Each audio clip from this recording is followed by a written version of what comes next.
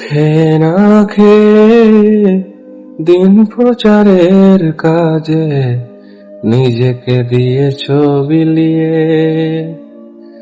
তাই ফের কাফেরেরা চিনল না এ আলো, দুষ্টু ছেলেদের পিছু দিল লেলিয়ে।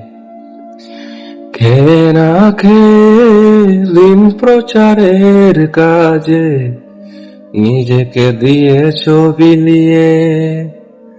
তাই ফের কাফেরেরা চিনল না এ আলো, দুষ্টু ছেলেদের পিছু দিল লেলিয়ে।